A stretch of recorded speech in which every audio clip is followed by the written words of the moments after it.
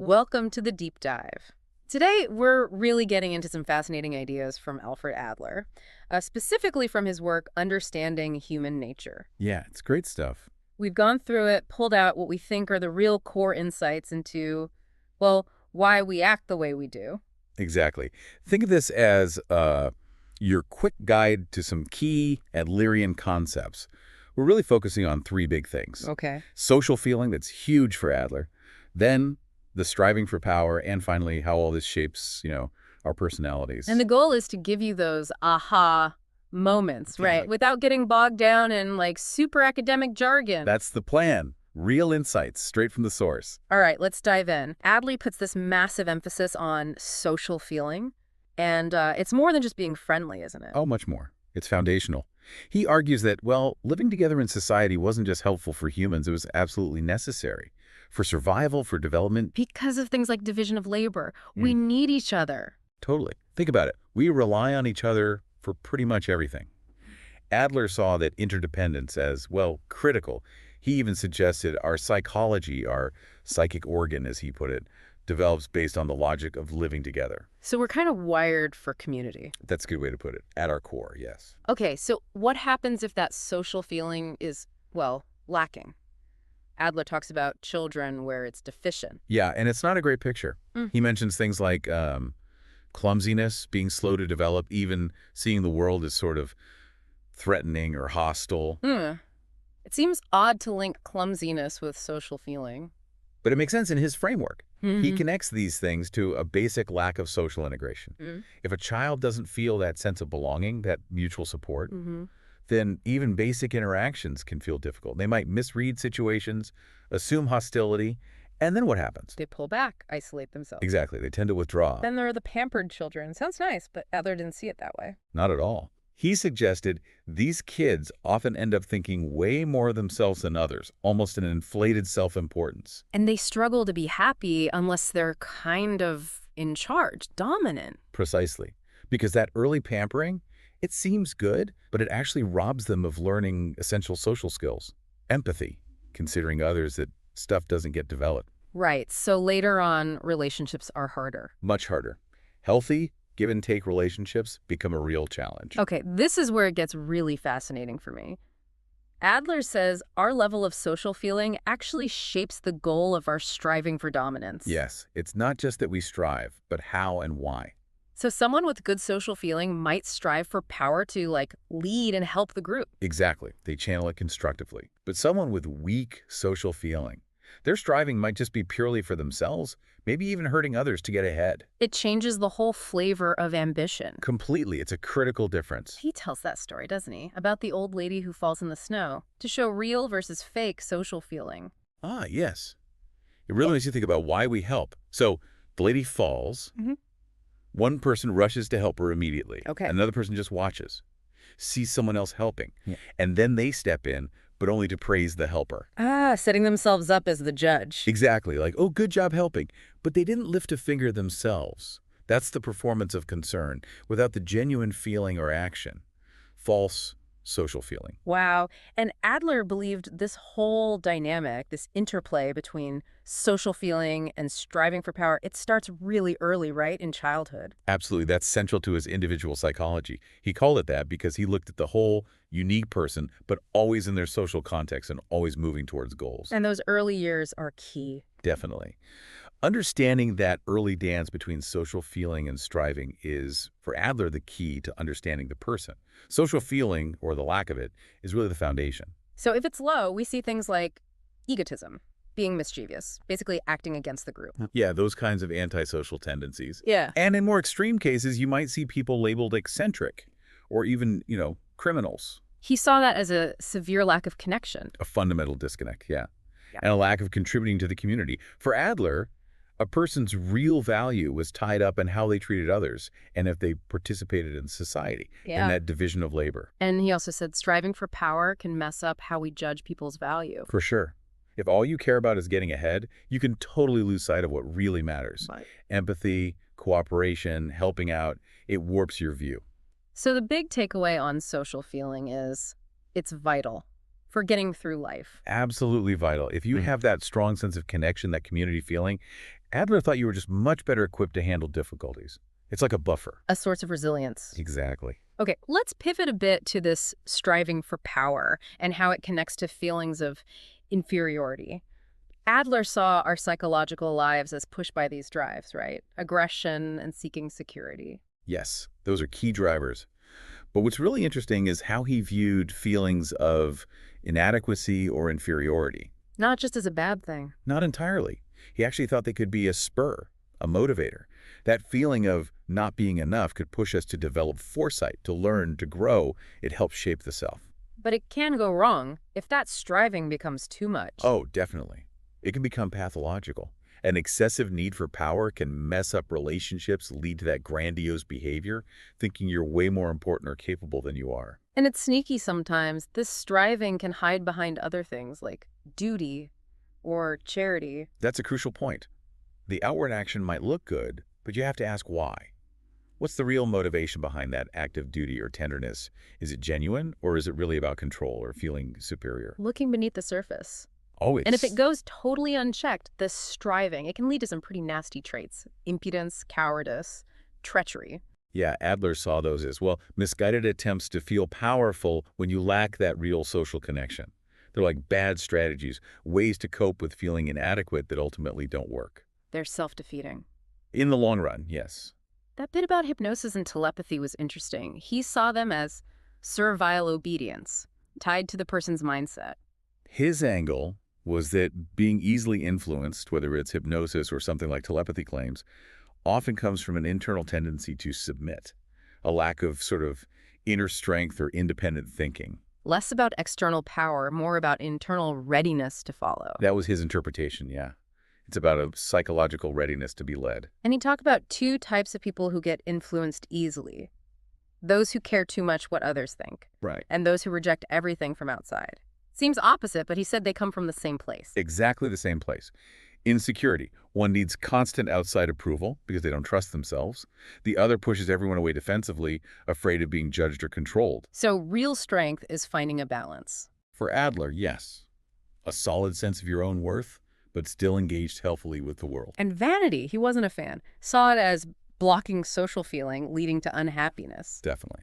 Vanity is all about elevating yourself above others. It inherently gets in the way of real connection and empathy. It builds walls. Creates isolation. And when things go wrong, when we fail, he said we make excuses, use alibis. Yeah, to protect our ego, right? Yeah. Keep that high opinion of ourselves even when the evidence doesn't quite match up. We all do that sometimes, I guess. It's a very human defense mechanism. We spin stories to avoid the sting of failure. Okay, and finally, this sickness complex. Using illness, real or faked, to get power and attention. That's quite a claim. It is, but it highlights Adler's focus on the mind-body connection. He believed that deep down desire for care, for attention, for getting out of responsibilities Yeah. could be so strong it could actually cause physical symptoms, or at least make someone act sick. It's a way, often unconscious, to control relationships. A powerful, maybe dark strategy. Can be. All right, let's shift to how these drives actually show up in our character traits. He starts with perception, saying it's subjective. Totally subjective. We don't just passively record what's out there. We filter everything through our existing patterns, our goals in life. So two people see the same thing differently. Absolutely.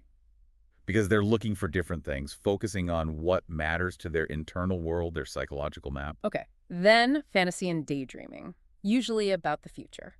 Power recognition. Often, yes.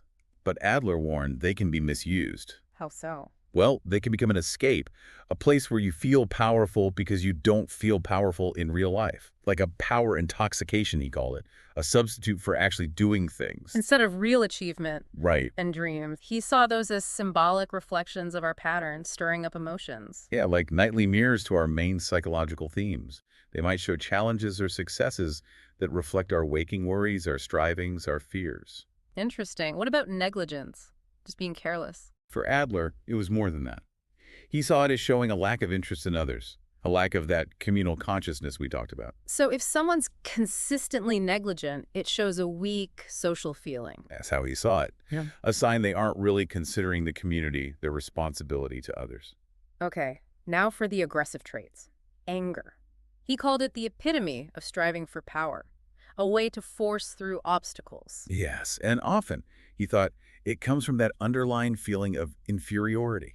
So anger looks like strength, but it might be masking weakness. Frequently, yes. It's a strategy to dominate when you actually feel threatened or weak. And even emotions like sadness or anger can be used to manipulate people. That sounds pretty cynical. Well, Adler suggested they can become tools. Showing big sorrow or rage might get you sympathy, might make others do what you want. It's a way to gain control in a dynamic. Okay. What about non-aggressive traits? Anxiety. He saw that as a way to get closeness, attention, which is also a form of power. Yeah, in a more passive way, anxiety signals need. It basically forces others to step in, to reassure, to care for the anxious person. Putting them at the center. Right, which gives them a kind of control, even if it's unintentional sometimes. And faint-heartedness, like not trying too hard. He saw that as avoiding risk. If you don't really try, you can protect your self-esteem if you fail. You have a built-in excuse. Well, I wasn't really serious about it anyway. Exactly. It shields you from feeling like a failure if you'd given it your all. And creating difficulties, like being lazy or switching jobs all the time, just avoiding the big problem. Yeah, avoidance strategies, taking detours around life's challenges instead of facing them and learning to cope. Uncouthness. Bad manners. How does that fit? He framed it as a way to push people away, but also demand their attention. Even negative attention is still attention. Right, you force a reaction. And that gives a sense of power through disruption. Lastly, submissiveness. Finding comfort in obeying. He linked that even to historical things like slavery. He did acknowledge those big societal factors. For some, he thought, following orders feels safe. It takes away the burden of making your own choices. But maybe they're not happy underneath. Often not. Even if someone seems submissive, there might be resentment or unhappiness hidden there. Man, it's all so connected. Okay, let's talk family constellation, birth order. Adler thought that really mattered. He believed your place in the family growing up had a big influence on your experiences and how your personality developed. The youngest, for example, Yeah. often gets lots of attention, right? That could lead to being dependent, or maybe the opposite, really driven to beat the older siblings. And the oldest, they start out as the center of attention. Right, but then siblings arrive. That can feel like being dethroned. Which could make them responsible leaders, or maybe resentful. Both are possible.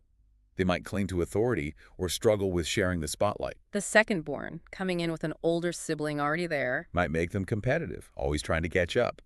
Or maybe feeling a bit overlooked, needing to prove themselves. Always comparing. Potentially, yes. Yeah. Striving to be different, maybe. And the only child. Risk of being overprotected. That was Adler's concern. Might lead to trouble with independence later. Maybe seeing the world outside the family is kind of scary or hostile because they haven't had that rough and tumble with siblings. Less practice with social negotiation. Exactly. Less practice with cooperation, conflict, all that stuff. But he didn't think birth order was everything, did he? Social feeling was still key. Absolutely key. Yeah. Birth order might create tendencies, challenges, but developing strong social feeling gives you the tools, the resilience to handle those challenges healthily. It's not destiny. Okay.